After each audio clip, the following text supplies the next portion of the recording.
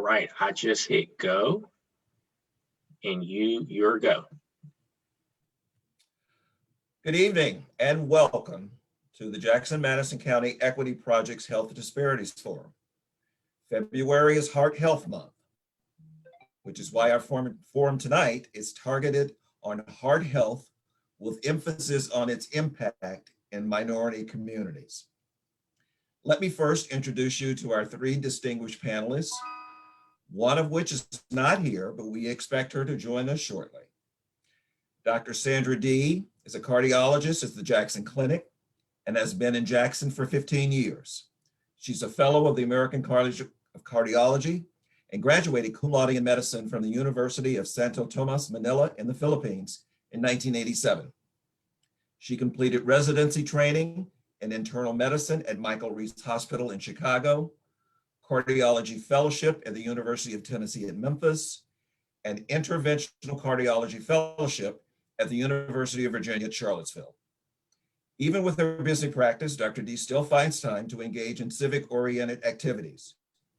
Dr. Dee has actively been involved in the American Heart Association Go Red for Women, Circle of Red, and breast cancer awareness programs. She is a past president of the West Tennessee Filipino Association in Jackson, Tennessee. During her term as president, her association held several events to foster camaraderie among the Filipino American community, promote cultural awareness by educating the youth and our community about the Philippine cultural heritage. She was the lead chair of the inaugural Jackson International Food and Art Festival held in October 2014, and is still the co-chair of the event for the past 7 years. Dr. Dee has many honors. This year, Dr. Dee was nominated as one of West Tennessee's Women of Impact by the American Heart Association. She's been a speaker about heart health in women and breast cancer awareness. Ms. Chrystal Dickson has been the clinical nutrition manager at the Jackson-Madison County General Hospital for the past 8 years.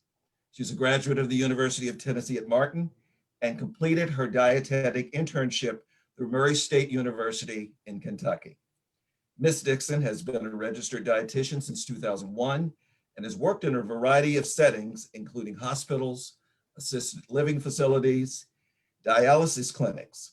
She's an active member of the Tennessee Academy of Nutrition and Dietetics and the West Tennessee Academy of Nutrition and Dietetics.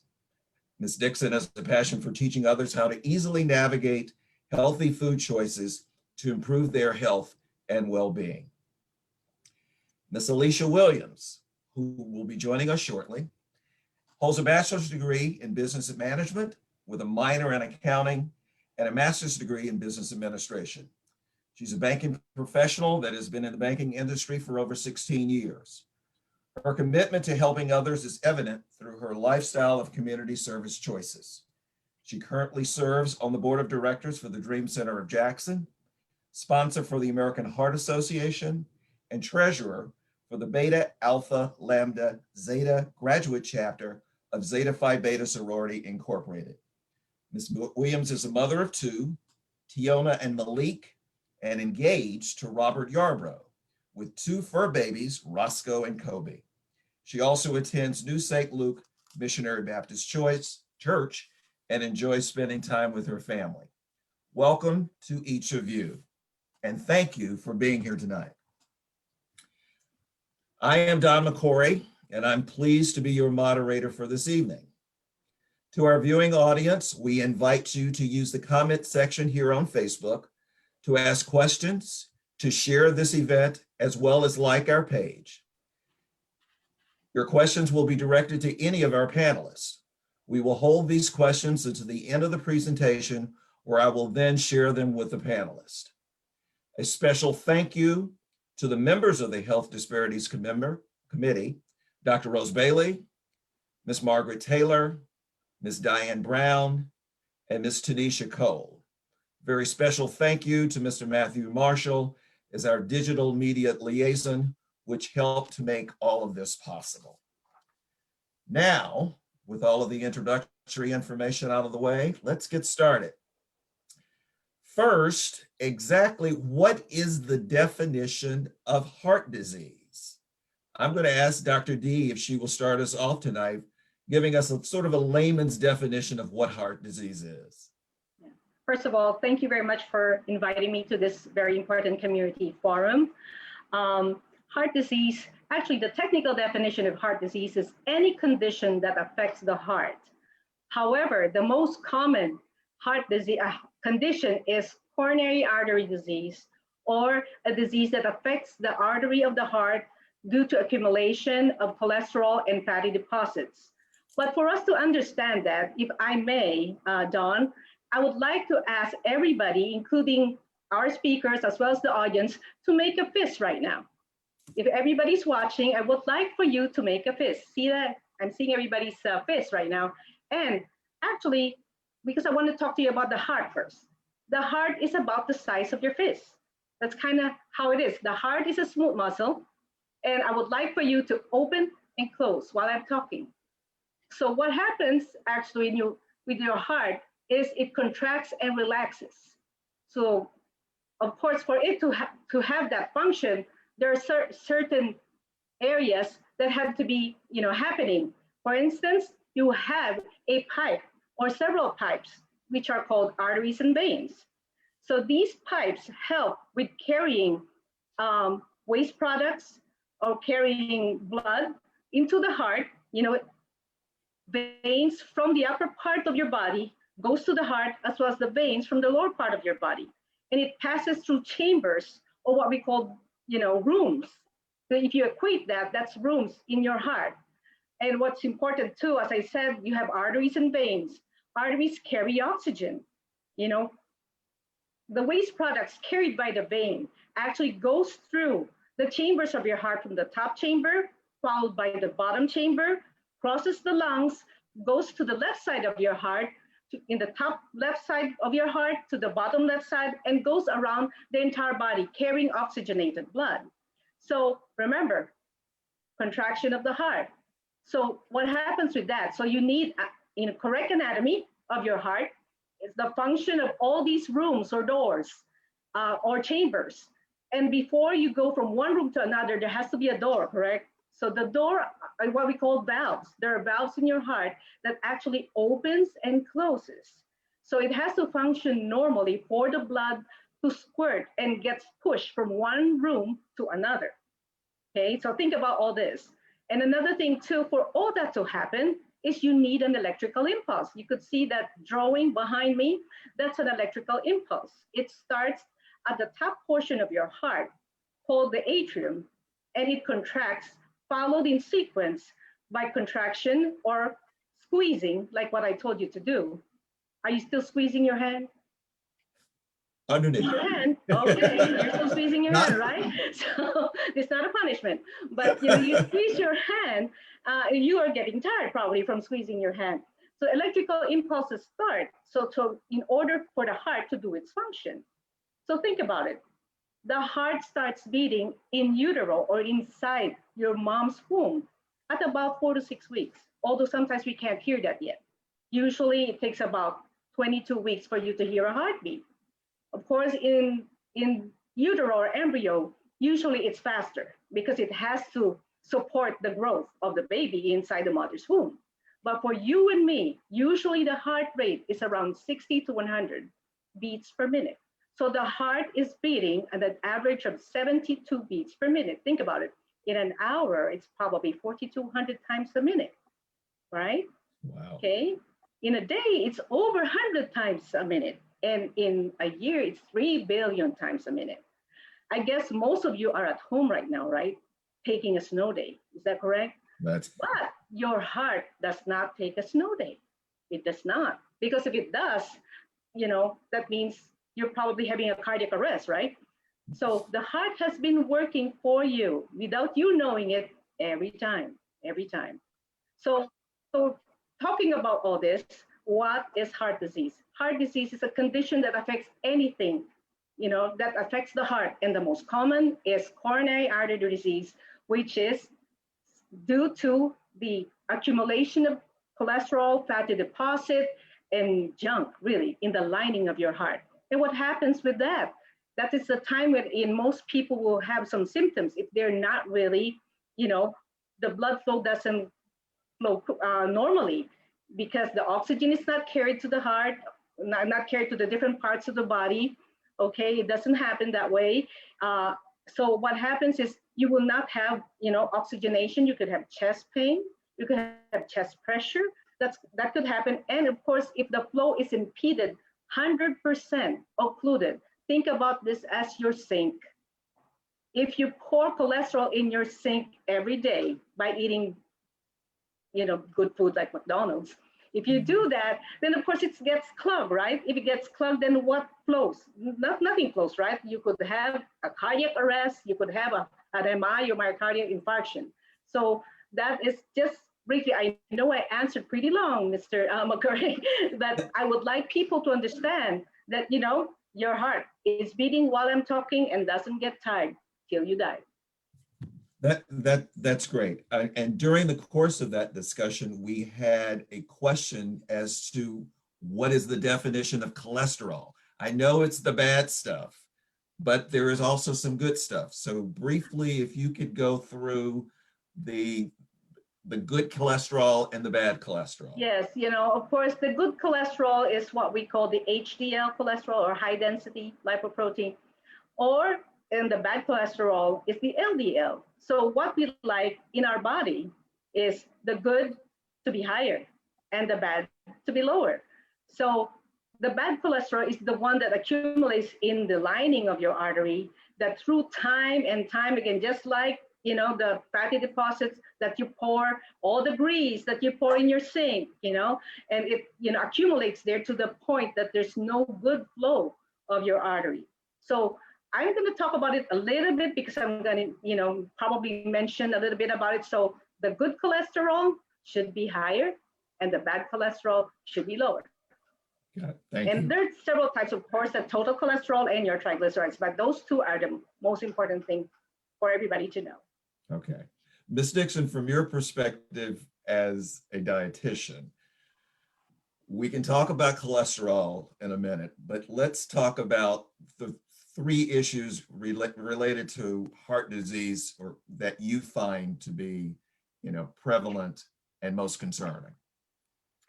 Definitely high blood pressure, high cholesterol, and obesity. Those three things all contribute to heart disease, and they're all three things which can be affected by our diets. It's something that a change in diet can help us decrease our weights, which can help control high blood pressure, and then changing some of the foods that we eat can help us with that cholesterol as well. Well, in following up on that cholesterol question, we hear a number of ways for which we can get bad cholesterol. And is there sort of a benchmark that we can use in terms of our weekly diet to determine when we've had enough or we've had too much? Let's say you want to splurge one day and have fried chicken. Okay, I've had fried chicken once this week. Can I have it again this week, or do I have to wait till next week? Here's what I tell people about that. And I always use, we can use fried chicken. I usually use chocolate cake. But if I tell you that you can never eat a piece of cake, or if you can never eat fried chicken ever again, so what you're going to do is you're going to sit here and think about fried chicken. And so you don't eat it today, but tomorrow you're going to think about fried chicken. And the next day you're going to think about fried chicken. And eventually what you're going to do is you're going to sit down and watch fried chicken, and you're going to eat fried chicken. But you're going to eat too much of it because you're thinking that, I can't eat it again for another month. So I'm going to eat a lot of it. And then tomorrow, after you've eaten it, you're probably going to want fried chicken again. So I always say it's not off limits. Fried chicken's definitely not the healthiest food for you, but try to make the rest of your choices that week good choices. Don't eliminate foods from your diet. You want to not eat it as much as possible, but don't ever completely go without it. Same thing with chocolate cake. if I tell you you can never eat chocolate cake ever again, that's what you're going to think about, and you're going to eat the entire chocolate cake. So small portions, have the smaller, the white meat is going to be, it's going to have less fat in it than that dark meat does. Removing the skin, that's typically what everybody likes, but that's where a lot of the fat is. Also, finding ways to have fried chicken that's not fried chicken. So cooking it in an air fryer. There are ways you can do oven fried chickens where you're not deep fat submerging chicken. And, maybe you can use that to satisfy instead of getting that deep fried, grandmama's country fried chicken. So one quick question. We are absolutely fooling ourselves if we are going to balance that fried chicken with a leafy green salad, correct? That's true. That's true. I wish it worked, because I think we'd probably all eat fried chicken and have a giant salad with it. But no, it doesn't. Well, that salad's great. Yeah, but it's not gonna. The other. No, it doesn't. Okay. Dr. Dee, let's start with sharing some of the warning signs of heart disease. And are these warning signs the same for men and women? Yeah, as I mentioned earlier, the most common cause of heart disease is coronary artery disease or atherosclerosis. Atheros comes from the Greek word atheros, meaning pace or gruel, and sclerosis means hardening. It's actually hardening of the arteries. So as I mentioned earlier, that's the most common cause of heart disease. And symptoms could be chest pain, chest pressure or chest tightness. Somebody could have shortness of breath, numbness of the arms, pain radiating to the neck, jaw, or back. And women are unique individuals. We have to agree on that, right, Chrystal? Female are unique individuals because we usually do not present the same as men. So that's kind of something that people should actually know and realize. Even if, and for women, sometimes the symptoms can be vague. You may not have the classic Hollywood crushing chest pain, like a guy or like a man, but you may have, mild pain or angina or angina. You could have actually even tooth pain, so it's weird. You could have indigestion. You could experience extreme fatigue or dizziness. So that's why it is important, being a woman, it's important that you know your risk and you know the numbers. That's why the first question earlier about cholesterol is very important, because you have to know certain things that you could modify. Because if you're older, of course, there's higher risk of developing different conditions like heart disease. You cannot change that. Everybody grows old. Okay. The other thing is male gender. Usually the male population have higher risk of heart disease. Okay. The third thing, these are the things that you cannot modify. You cannot change your age. You cannot change your gender. You cannot change who you came from or your race. Actually, I cannot change who my mother or father, we cannot do that. So you actually inherit things from them, the risk. But what is good is these are non-modifiable factors. There are things that could be modified, like what Chrystal mentioned, like habits, diet, knowing your numbers, knowing your cholesterol number, knowing your blood pressure, knowing your sugar, knowing your weight. All those things are very important. It's actually the awareness that you could have heart problems. That's the most important thing. Is there a textbook definition that one could use to determine when you're having serious heart and chest pain and you're just having indigestion? It's difficult, to be honest with you. It's really difficult to identify it, because first and foremost, if you're having that and you are low risk, maybe chances are it may not be.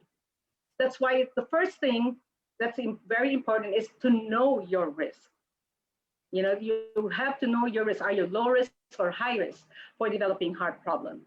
It's really awareness. And it's very difficult, as I said. That's why years and years ago, more women really die of heart disease or go to the ER when they are already, at the later stage. And it is the truth that more women actually disregard their symptoms because women are caregivers. Women, take care of their husband, their children, take care of everybody in the family except themselves. So actually, there may not be a definite, list of symptoms, but these are something to think about. If you're having chest pain or chest pressure, if you're having shortness of breath, if you're having some numbness of your arms, like you are dizzy, you have indigestion, and first and foremost, as I said, you have to know your risk. Okay, thank you. Okay. All right, Ms. Dickson. We're talking, okay, let's do chocolate cake, fried chicken. What are some of the easy ways that we can use to sort of decrease sugar, fat, and sodium in our diet? Okay, so the first thing is, don't fry foods when you don't have to. It's easy to bake, broil, grill. Years ago, we didn't have air fryers. And so air fryers now can give foods that crispness without adding all that fat to our foods. So you can still get that crunchy French fry, but it's a baked fry or it's cooked in an air fryer and you don't have to add all that. Years ago, you just had to bake them in the oven and they were a soggy mess. So, there's easy ways. So try not to, to deep fry foods. One of the other things is going to be, pan frying foods with nonstick cooking spray. You just want to, basically, kind of put something in the pan to keep it from sticking, and you can fry the foods that way. So that's an easy thing to do. So choosing, lean cuts of meat, and choosing, white meats or like poultry and fish more often than red meats, because red meats, they're just higher in fat. And that's not to say you shouldn't eat, the red meats, but white meats more often than your red meats is good. When it comes to cutting the sodium, choosing fresh or frozen is always the better option. Anything that you're going to get in a can or get in a box is going to be higher in sodium. Now, they do make those no salt added vegetables now, and you can almost find everything in a no salt added version. And those are great too, especially if you're, needing to prepare something quick and you can't cook vegetables that are fresh or frozen for a long time. You can use those, and that's good too. Avoiding, processed foods. Here in the South, we love our bacon and sausage and bologna and our cold cuts. And, there's just lots of ways, and we can talk about that too in a little bit about, ways to cook foods to decrease the fat and the sodium. Let's see. One quick question regarding the low sodium, and I don't know if you know the answer to this, but are supermarket prices pretty much the same, whether it's low sodium or whether it's with sodium? Yeah, your prices typically that the no salt added, it might be a few cents more expensive, but when it comes to your overall health, what you would spend on medical bills if you have heart disease you're much better to spend a couple more cents for a no salt added canned vegetable than you are to pay medical bills. So that's kind of how I tell people to look at it. I asked that tonight because I want to kind of dispel the myth that even though it may cost a little more to eat healthier in the long run, it is better for you. So yeah. So here's a good analogy that I use for that. So I'll have, patients tell me that, well, I can buy a box of Little Debbie snacks, for a snack, and it's cheaper than a bag of apples. While that's true, you have to look at it as, if you eat that Little Debbie snack, 30 minutes from now, what happens? You're hungry again. And so you're going to eat something else. But if you eat that apple and you eat that peeling and maybe even add a little peanut butter with it, even though it may have cost a little more, at the grocery store, 30 minutes from now, you're not going to be hungry and you're not going to eat something else. So when you look at it like that, it's really not cheaper to buy unhealthy foods, because healthy foods have that fiber and all that nutrients and things that your body needs, and you're not going to be as hungry as if you eat that junk type food. Got it. Okay.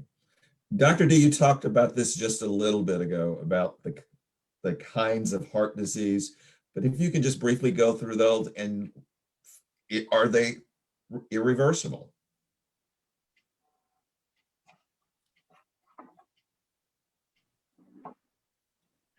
As I mentioned, the most common, the leading cause of death among men and women is coronary artery disease. But there are other types of heart problems.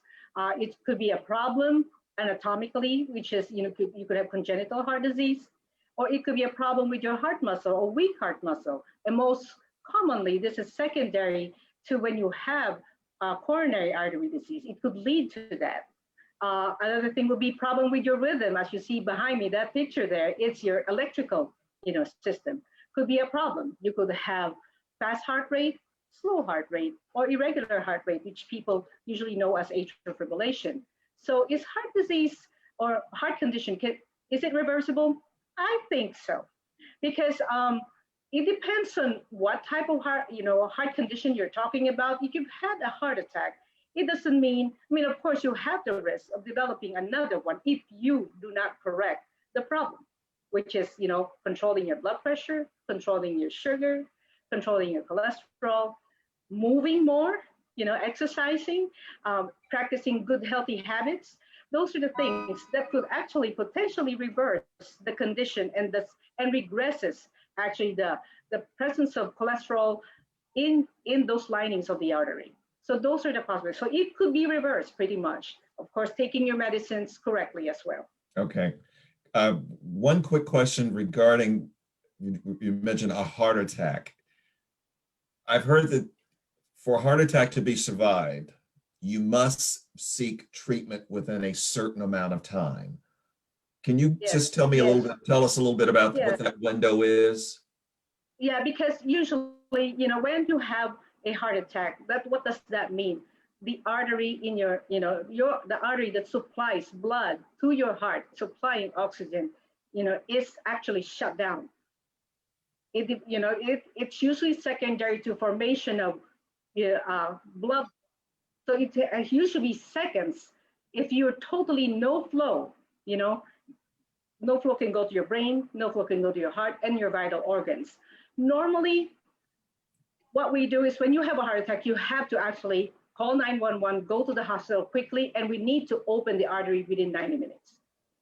Okay. And within 90 minutes, you should have flow. Of course, there will be issues wherein you live out very far, and don't have access immediately to the hospital. Sometimes we have to give you some clot busters or blood thinners before you get transferred. We need to open up that blocked artery to save it, because or else, you will not have any more flow there. It could die, actually.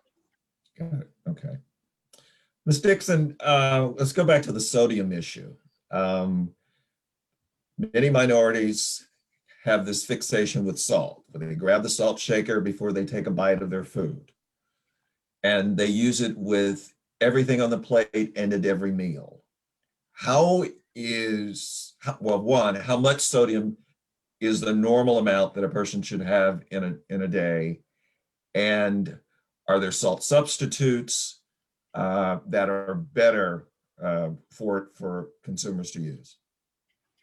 Okay, so the American Heart Association and the dietary guidelines for Americans recommend a maximum of around 2,300 milligrams of sodium a day.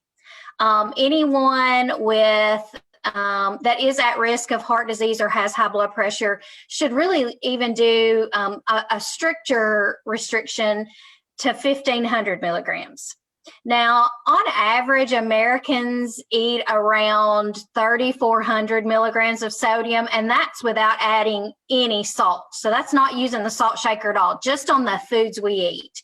I'm going to ask you, but I'm sorry to interrupt. Is there any way you can correlate that to a teaspoon or a tablespoon?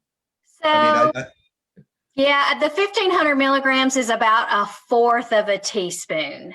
Okay, thank you. So very, very small amount. Got it. Like I say, we typically, and food is, all food has sodium in it naturally. It's a naturally occurring thing. We just have diets that are really high in processed foods, so we overdo when it comes to the sodium. Easy ways to cut sodium, of course.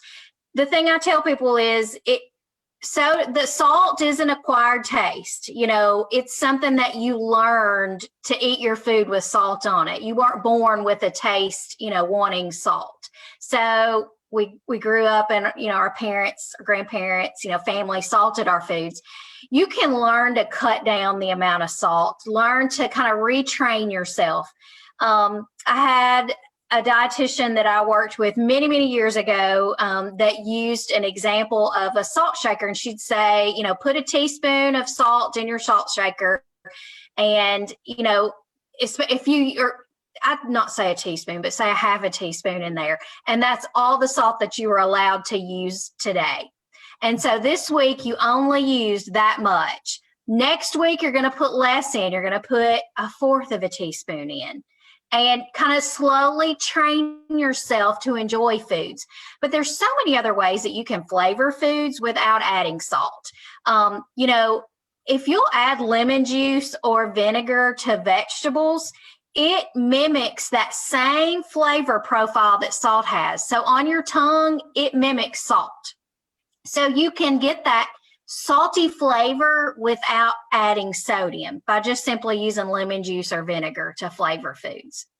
And I always tell people too, you kind of just have to make trade-offs. Like I know that, the salt, you enjoy it and you like it, but when you think about heart disease and what it really does, it should be an easy trade-off to get rid of those things. Using fresh and frozen foods can help because anything that you're going to get at a fast food restaurant, anything that you're going to get that's a quick fix meal, it's going to be high in sodium. And I can just even say from my own experience, I have 3 kids and they're all 3 in sports, they're busy, we're active. And so it's hard to prepare, meals that are low in sodium that are not quick fix. It takes some planning. And I can tell you, I sit down, once a week and make my grocery list and I make my menus and figure out what we're going to eat. And sometimes I have to take a day and do, preparation. So fresh vegetables, cooking things ahead of time, cooking things in big batches and putting it in the freezer so that you can just pull it out and thaw it. There's so many things that you can do. Crock pot meals, instant pots, there's so many ways that we can cut our sodium intake. But you're right, that salt shaker is the first and foremost, the easiest thing, to me, the easiest thing that you can get rid of, to help. I just came up with 2 suggestions in my head. One is just completely remove the salt shaker from the kitchen table. That's right, don't put it on there. And 2, replace the salt shaker with either lemon juice or vinegar. Yeah.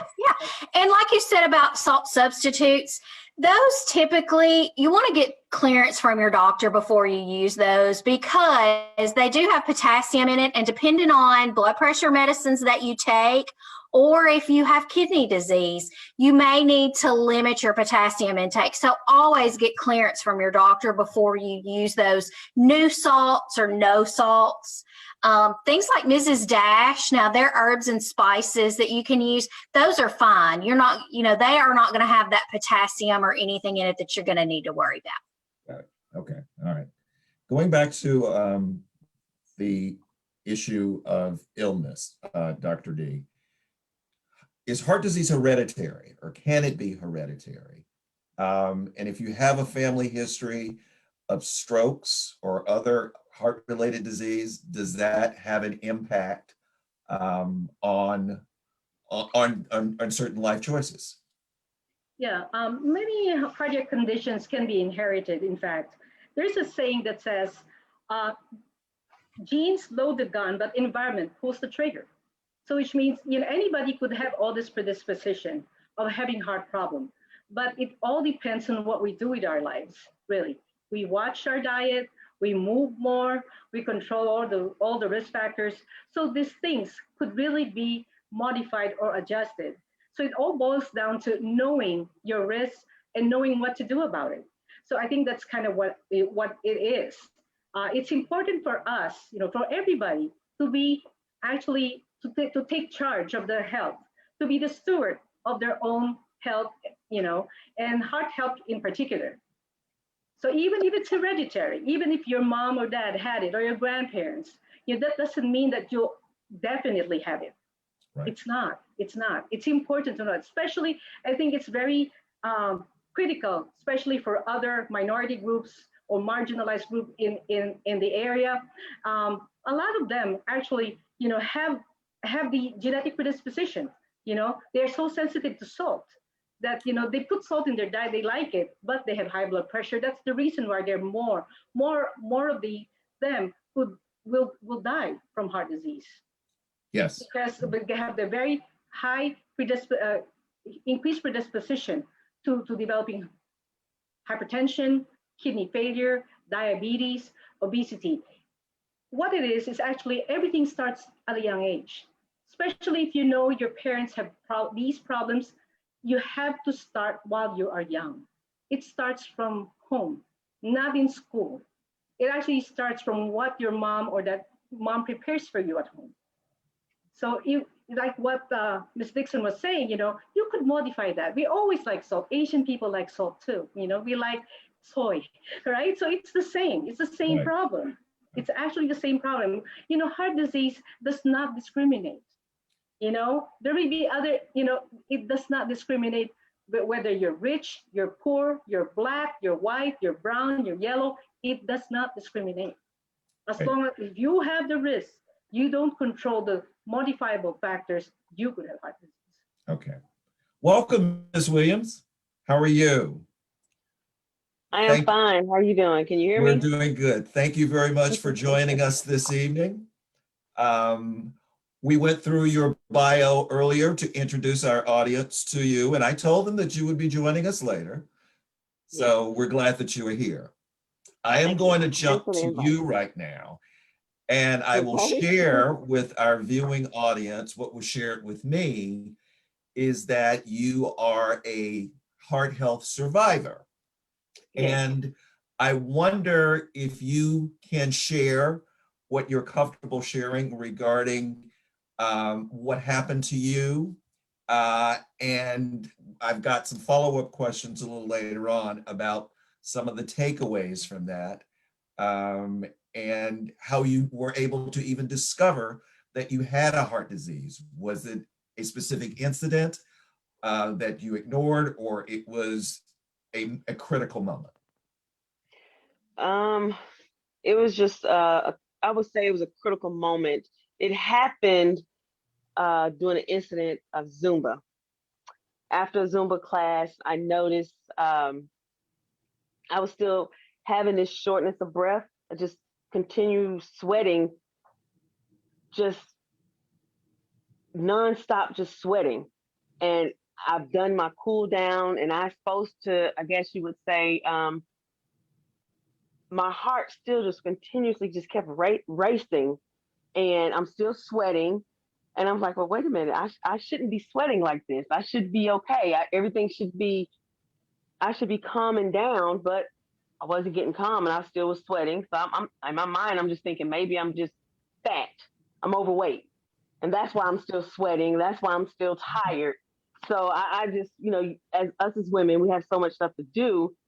I just put it back behind my head and just kept going. So that was the one incident that happened. And then the second incident that happened was when I woke up and it felt like something was sitting on my chest. And that moment was when I went to the doctor. Before all this had happened, I was going back and forth to the doctors, and because of my age, no one ever just checked my heart. They kept saying, well, it's pneumonia. And they kept putting me on different types of antibiotics to try to get rid of pneumonia, because the fluid that was building up in my lungs they kept saying that's what was causing it, was pneumonia. So the long story short was, when I end up going to the doctor because of the pressure I was feeling on my chest, I ended up going to quality care. They caught it. Now, during this whole year of me going back and forth to the doctor with being misdiagnosed with pneumonia because of my age. Can I ask a point of clarity? It was a year from the Zumba incident to the waking up with the pressure on your chest. Yes, it was Okay. a year. Okay. Year being misdiagnosed with pneumonia. So after going to quality care, I guess, I don't know if it's going to a different doctor what caught it, but the doctor at quality care caught it. My oxygen level was at 82%. I wasn't breathing at 100%. It was at 82%. And he said, "Can you breathe?" I was like, "Yeah." "How did you get here?" I drove myself to quality care. And he was like, "Well, we need to get you to the hospital." I was like, "For what? I'm fine." I mean, I drove here. And I was like, "Well, I can drive myself to the hospital." He was like, "No, not with you breathing at 82%. You cannot." So they rushed me from quality care to the hospital. And from there, with so much tests and everything being ran, I was diagnosed with mitral valve stenosis. And it was just a surreal experience, basically. Wow. Okay. Dr. Dee, I saw your reaction when she gave you the diagnosis. Is this one that you're familiar with? Yeah, that's a valvular heart problem. That's we talked about the doors, that there are chambers of the heart or rooms, and that's the door actually that involves the left side of the heart.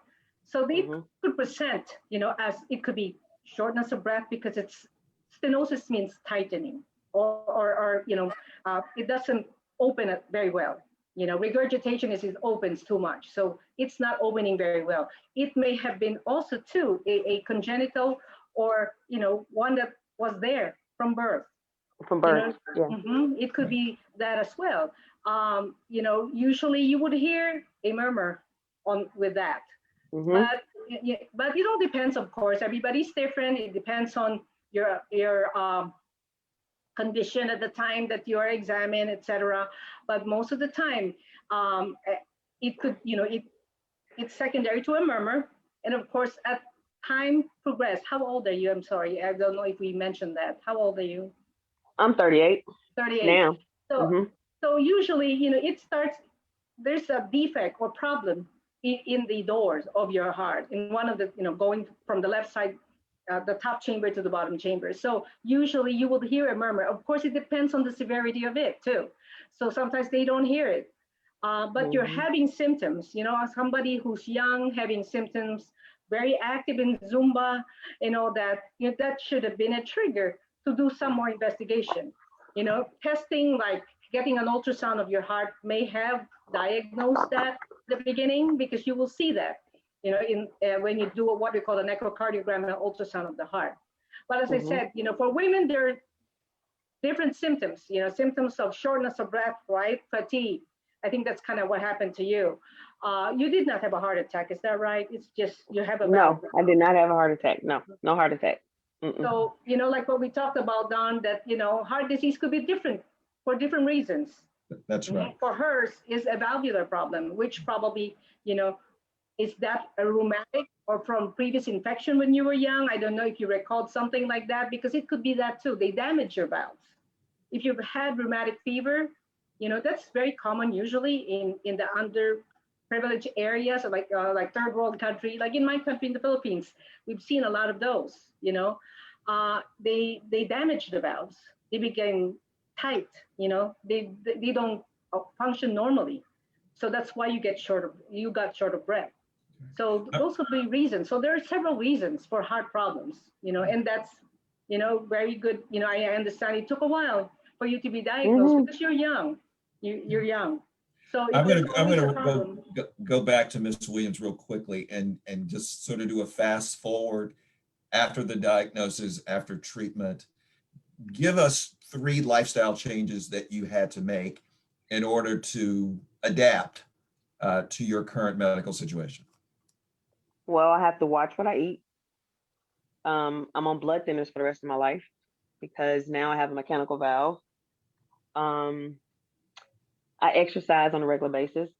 I think those are the 3 lifestyle changes. Oh, Okay. and now I have a wheel. You- That's something I wasn't. a will, a living will. I have a will now. That's something I. I mean, I don't want to laugh, but you know, I mean, it is. You have to laugh it's, about it because that's something I never thought to you do never at thought my about it. age. Right. Never. Right. But I have Ms. to have it now. Right. Ms. Dickson, I mean, have you heard these sort of similar changes of eating right, exercising more, a new set of medication? Yes, absolutely. You know, and eating right, even though, you know, she didn't have a heart attack, you know, and she's taking a blood thinner, there are certain foods that she has to, yeah, foods that she shouldn't eat, or foods that, you know, you have to consistently eat, you know, vitamin K rich foods, you kind of have to watch. And it's a complete lifestyle change that you have to make. Well, I've got you, Ms. Dickson. I'm going to ask you, are you aware whether or not herbs or supplements help or may hinder the process of heart disease? Are there some that are good for you, some that have shown no scientific proof whatsoever, or something that could be recommended? I'm not asking you to recommend anything, Yeah. but it could be recommended. You know, and that's always a good conversation. The first thing that I always tell anybody that is considering any kind of herbal supplements, especially anyone that already has heart disease, there are so many medication interactions that can happen. So never start taking anything without getting doctor approval. I think, you know, Dr. Dee could agree with that there are so many medications, there are so many interactions, and not, you know, I'm talking severe reactions, including death. So never, ever start, you know, supplements, any kind of herbal supplements without approval, you know, from your physician. You know, I wish that there was some magic food that we could all eat and we'd all be healthy, you know, that you wouldn't have a need for me then. But there are no good studies. The only thing that we can really say definitively is that a healthy diet that includes fruits and vegetables and whole grains, healthy fats, you know, limiting the intake of those unhealthy fats, limiting salt, that is the only thing that is proven to reduce our risk. It can't cure heart disease. It can't, you know, it can just reduce your risk. There's so much more than just diet involved.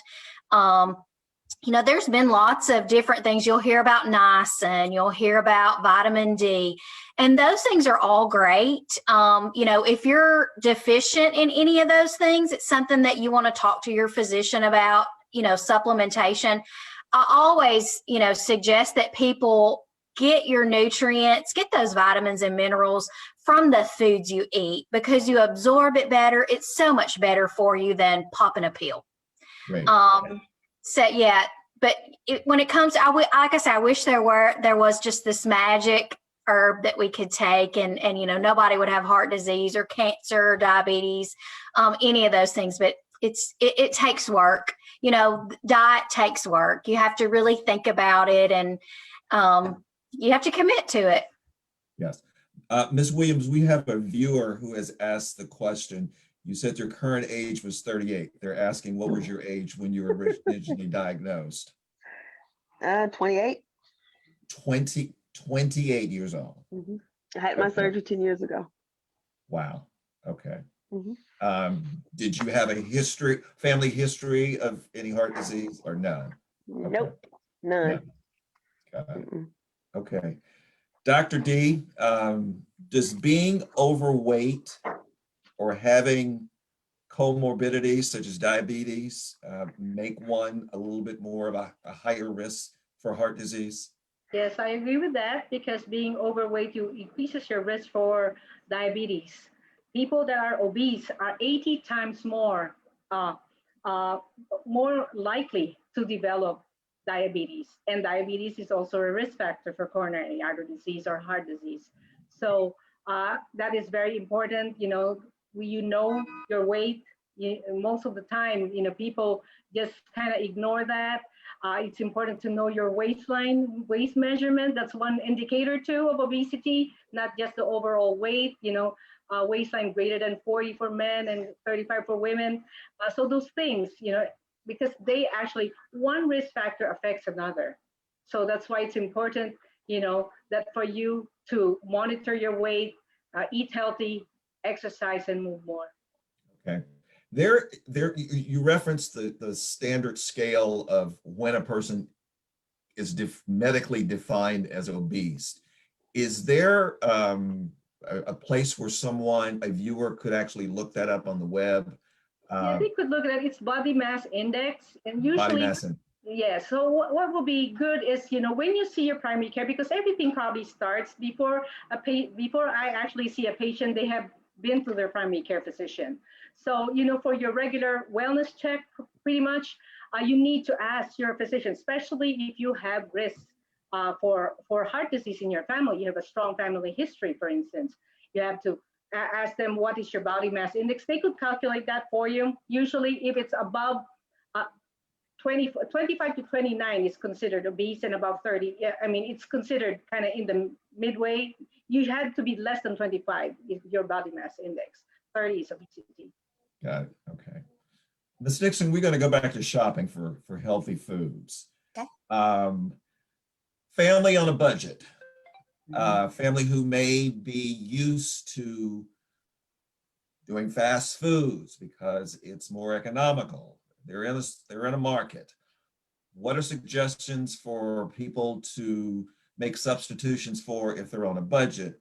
And on the flip side of that, if you could share something with the grocer themselves about making healthier foods more accessible to the mainstream population, what would you suggest?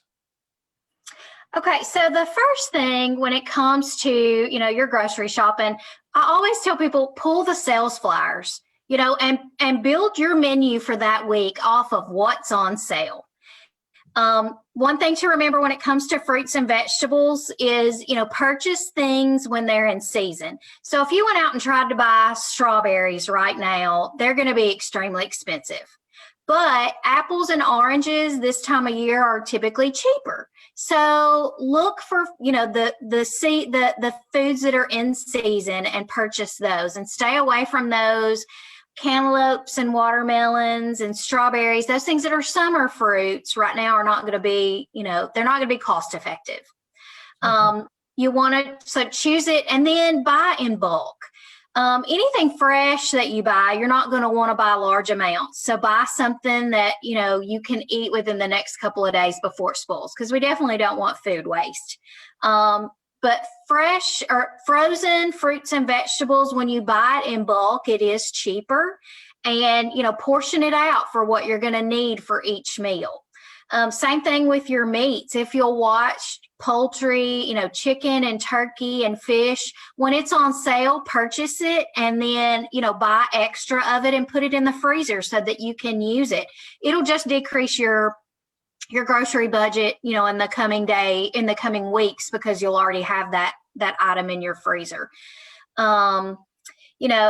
Like we talked about the canned items, the no salt added, while it may be a few cents, more expensive, it's worth it. One thing that I tell people, when you talked about making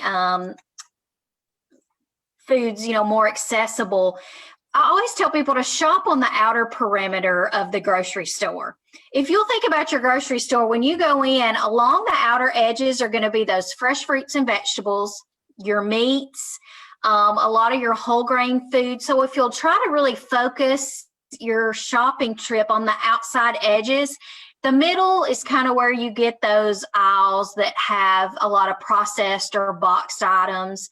One thing I tell people too is, anything that you can make on your own is going to be cheaper. If you want to make soup, if you, instead of purchasing canned soup, if you purchase the items for the soup and choose low sodium versions of things, if you, put a lean meat in that soup, the amount that you're going to get, you can save. You can put some of that soup up in the freezer, put individual servings in that you can carry for lunch.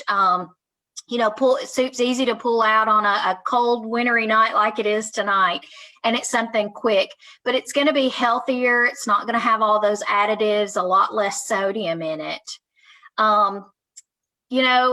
In the summertime, going to the farmers markets, even growing your own foods. Something that we really noticed this past summer, especially spring and summer when the pandemic hit with COVID-19, people really started to grow their own gardens. Everybody was at home. You kind of didn't have anything to do. So people grew their own food. Many years ago, our grandparents did that exact same thing. We didn't have all the conveniences that we do in a grocery store now. So you could grow your own foods. There are ways to, save that food to last you into the winter. There's, salt-free canning processes, even just freezing vegetables and things like that. So in the summers, utilize those farmers markets because you can get produce, quite a bit less expensive in the farmers markets during that time. And then, trying to grow your own vegetables, something that we need to teach our kids these days, not only to eat those fruits and vegetables, but have them grow those. Sustainability, we want to sustain our food supply, and being able to grow our own is one of those ways we can do that. No, thank you. Ms. Williams, after your heart disease diagnosis, how did you go about educating yourself about the disease? Go ahead. I'm sorry. No, go ahead. I'm listening. I'm sorry. No, I'm just wondering if you turned to someone or you became, an investigator and read everything you could find and said, I'm going to heal myself. And then when I have these conversations with my physician, I can better judge what they're sharing with me and do what works best for me. Well, at first, I followed all the rules in the book. I read the book. I did. I'm sorry. Was there a literal book? Yes. You get a book. There is a literal book. Okay. You get a heart healthy book. You get the book that tells you all the do's and don'ts. And it just educates you on a way of living, a way of eating now, and a way of going about how your life is going to change. It kind of like it educates you on the change that you're going to go through, because it's not easy. It's not an easy change, because you deal with depression. You deal with being alone a lot. You deal with not being able to do for yourself.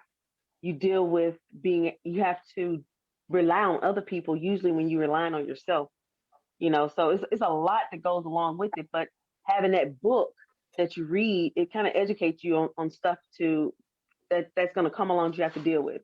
So yeah, the book, the instruction manual does come along with after the surgery. It helps you a lot. So I did read the book, but over time, I noticed how I can kind of like do things that's for me, because I know my body and I know what's best for my body. I know what works for my body. So I kind of tweaked certain things that was good for me and how it made me feel, even though it could be out of the realm of the rules. But over time, it just takes time to adjust, just based off of certain things that I felt was right for me. Is there anything over the past few years that you have completely cut out of your diet? Yes, broccoli, greens, anything that has vitamin K, a lot of vitamin K in it, I don't eat. I've cut it completely out of my diet. We have a viewer that has asked if that book has a title or if it's shared from the cardiologist. And if you don't know that, I'll turn that over to Dr. Dee. She may know the answer to that. I don't know. Maybe Dr. Dee might have an answer. It's just a cardiac book, I believe. Okay. Yeah, well, I think you could have different resources, I would say. One would be like the American Heart Association. You could surf the internet about all these guidelines or recommendations once you have had heart surgery or heart attack. As I said, it's important to really modify your lifestyle, your diet, the way you live. What is really very critical here is we all have a patient who's had heart problem, heart attack, or stroke should be custodians of our own health. Right. Because what a physician, your primary care physician, or I could do, is not as much as what you could do yourself. Usually people heal.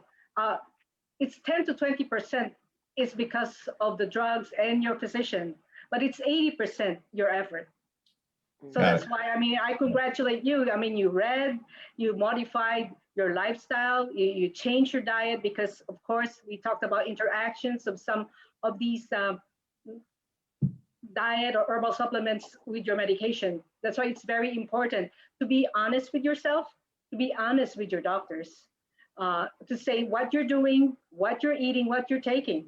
So because, or else if we are not honest to ourselves, we can't really move forward. Dr. Dee, in our conversation this morning, Ms. Williams just said the exact same thing that you did, which is we didn't touch on the mental health aspect of what goes along with heart disease. Yes. Ms. Williams mentioned being alone a lot. Correct. So I don't know, Dr. Dee, if you want to just share some suggestions or make just some comments about the mental health aspects of what a person goes through after being diagnosed. Yeah, because when somebody as young as her, she didn't realize that she has this problem, and the feeling of loneliness, being alone. Sometimes you feel inadequate. You probably wasn't able to do Zumba right away. So it's that, and it kills people's emotions. Depression is real. Some people do not realize that because they'll say, oh no, just had a heart attack or just had this surgery, maybe, because you do not have the willingness to do something, right? It's apathy sometimes. You say, well, why? At first you say, wow, I live because I did something. But through time, it goes to you. You feel like, well, people left me, my family is no longer, I could not go out with my friends all the time in the beginning. So that's why we should not forget that, and it's important too, not just for the patient, but for the family as well as the providers. It's a condition that is probably overlooked at most of the time. We are all busy, you come and see, we talk about your heart, that's it. But usually it's not just what's your blood pressure, what's your cholesterol, are you still smoking, but how do you feel? Yeah. How did the heart attack affect your life? Is there anything that you could do? Because the people forget that that part, because it's not commonly discussed. That's not commonly discussed. A lot of patients who have surgery have that, a sense of loneliness, a sense of worthlessness or depression. So people have forgotten that sometimes. People forget that. So it's important, and I'm glad we talked about it like this morning, right? Yes. We talked about that aspect. We've got about 10 more minutes, and there are a couple of other questions that I want to get to, as well as give you the opportunity to make any additional comments that you'd like to share. But Ms. Dickson, give me some heart-healthy cooking tips. We talked a little bit about using low sodium products and making substitutions, but maybe eating more chicken, fish instead of red meat. Mm-hmm. Yeah, you definitely want to choose those, white lean meats more often than those red meats. Something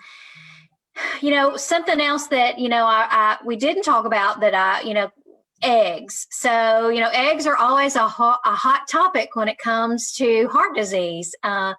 Their eggs are a cheap, they're a great source of protein and they're cheap. They have the healthy fat in them, but they are naturally high in cholesterol. Now, one thing that we do know is that cholesterol does not seem to raise your cholesterol levels in the same way as saturated fats and trans fats do. So, if you're someone who is watching your cholesterol levels, then you're definitely not going to want to, eat a dozen eggs every day. And it's okay to leave the yolk out and just have the egg whites. But for most people, having one egg yolk a day is not, it's a good, cheap source, of protein. It's got, lots of minerals in it as well that's great for your body. So, you hear a lot of controversy about eggs. And like I say, if you're trying to limit your cholesterol levels, then it's okay to not eat that yolk and eat the egg white. But eggs are okay to eat, and they are a good, healthy, source of fat. Avoiding processed meats is one thing that I can never say enough about. Like I say, living in the South, the bacon and the sausage and all that. And I have patients that'll tell me that they just can't live without bacon. They just can't do it. And so trying to compromise. Yeah. Turkey bacon?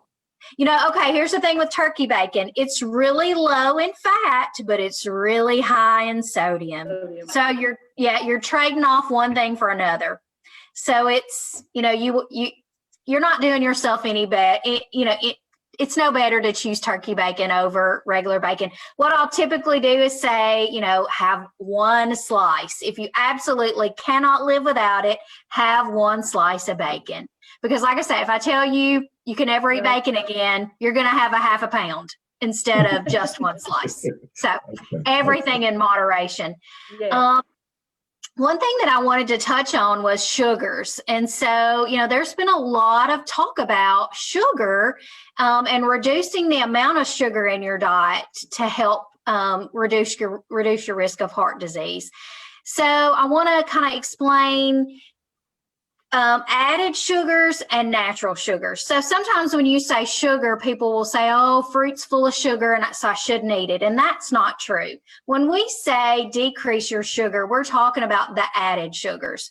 One easy way to cut added sugars in your diet is going to be beverages. So how many of us drink sodas or sweet tea? And it's such an easy way that we can reduce the added sugar in our diet by switching to water, which is the best thing we can drink. Or if you absolutely have to have a sweetened drink, a sweetened beverages, using diet sodas. But I don't like to recommend diet sodas either. But if you have to, if you just have to have that, diet soda, that's what you want to do. But it's so easy to, switch just to, beverages that don't have sugar in it as a way to cut our sugar intake. But, don't cut out fruits. Now, fruit juice, you want to limit the amount of fruit juice because you're better off if you eat the whole fruit. So if you eat an entire orange compared to drinking a glass of juice, you get so much more nutrients, you get fiber. It fills you up better to eat an orange instead of drinking the orange juice. Typically, I tell people to limit to half a cup of any kind of juice a day, no more than a half a cup. Even children shouldn't drink more juice than that. We kind of overdo juice easily, and we should eat fruit instead. And another thing is going to be whole grain foods. So whole grains get a bad reputation because of fad diets, carbohydrate restricted diets, some of these keto diets. There's a lot of different diets that people do, to try to lose weight.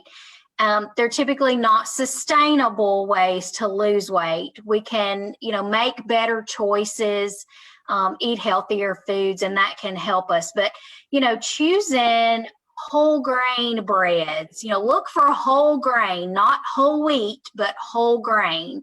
And then, switching to brown rice from white rice, or whole wheat pasta instead of white pasta. It's just simple little changes that you can make. And that, whole grains can add, try new things.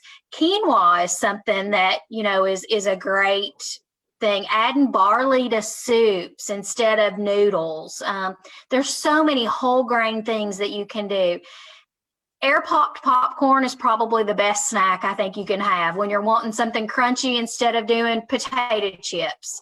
You know, it's very cheap and easy to air pop, or even what I call microwave pop. Don't buy the package that you throw in the microwave that's loaded with butter, but buy the kernels and put those kernels in a microwave in a glass bowl and put a glass plate on top of it and simply put it in the microwave. And you'll have air popped popcorn without having it's cheap, super easy, and it's, you know, the best crunchy snack you can have. So Right. Thank you. Real quickly, Dr. Dee, an aspirin a day, that regimen, some people do it, some people don't. I'm sure it's at the recommendation of your doctor, but what are your thoughts? Yeah, for the aspirin a day, I mean, years and years ago, they've always recommended everybody takes an aspirin. But the most latest recommendation in 2019 by the American Heart Association and American College of Cardiology is if you are low risk, aspirin is really not warranted, because aspirin could have issues like GI bleeding or bleeding problems or ulcer. So if you already have a heart attack, you already had a heart disease, had stents, then taking aspirin is fine. But say if you've not had a heart attack, not had a stents, not had bypass, I think it's best to talk with your doctor about it, to discuss with your primary care provider, with your cardiologist, because that's, something that could be a shared decision by you as a patient, as well as your doctor. If you have the risk factor, if you're hypertensive, you have diabetes, even if you've not had all these problems that we talked about, an aspirin may help, as long as you do not have problems with bleeding. So there's a pros and cons to that. And I think an educated conversation between the patient and their provider is of utmost importance. Ms. Williams, what other steps, in addition to the education steps that you took, did you use for part of your recovery process? Did you have a group therapy or, additional treatment or anything? Only additional steps would be, I did attend cardiac rehab. I would suggest anybody to take it. A lot of people say it's not worth it, but it is. Can you define what cardiac rehab is? Well, cardiac rehab, I believe is just it's a way for them to count your heartbeat. It basically it rehabs your heart back to normal rhythm, because it calculates how your heart beats when you're active. They put you on this heart monitor, and they put you through all these different scenarios of if you're climbing a stair, if you're on a treadmill, if you're just normally walking on track. It just put your heart through all these different scenarios, and it just tests you just to see how your heart will react. And I think they have a monitor. They're monitoring you the whole time while you're going through this with the trainer. Got it. Okay. All right. It monitors your response really, so that they could watch, how your blood pressure is, your heart rate is, if there are irregularities or arrhythmia, how you feel about it. It's really actually a monitored exercise. So Okay. you have some people, a cardiac rehab person there watching you while you exercise. Yeah, I think that's a wise step to take. So a lot of people skip that step. They feel they don't need it. I don't know. I would just want to see if I could get back to where I once were. I mean, that's just me.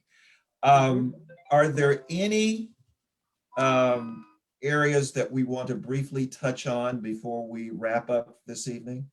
I certainly think that we have touched a wide range of topics that can have a further dialogue, but I think that we have generated clearly a significant amount of interest and conversation, which is what the purpose of this was about. Yeah, if I may say, I know we are still in a pandemic situation right now. Of course, everybody's concerned about exposure to COVID, being sick with COVID, but it's important for people to know too that they should seek help, see their doctors if they're feeling something, and not delay diagnosis and treatment because of COVID.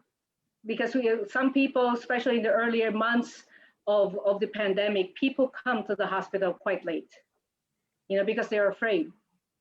So that's quite important. Heart disease is still here, Yes. so people should be aware of all that. That's kind of what I would like, to suggest for people to be still aware that is common. It's a common disease. Thank you. Ms. Dickson, any parting thoughts? Just, be sure and get on the internet. And when you do get on the internet, there's so much information. There's good information and there's bad information, especially I can say from diet. There's so much that you can find on there that's not good information. Look for reputable sources. The Academy of Nutrition and Dietetics has a website. It's eatright.com that has a lot of great information on there. Heart disease, any kind of, diet, anything about just healthy eating in general. The American Heart Association's website, everything that I've told you today is on that website. You would be able to find resources. There's recipes, there's menu planners, there's cooking substitution tips. There's so many things on there that you can find. You just have to look for it. So just make sure that any advice that you're getting, especially when it comes to diet, talk to a registered dietitian.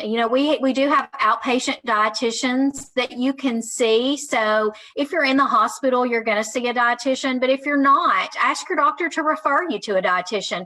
Most insurances will cover at least a portion of your visits.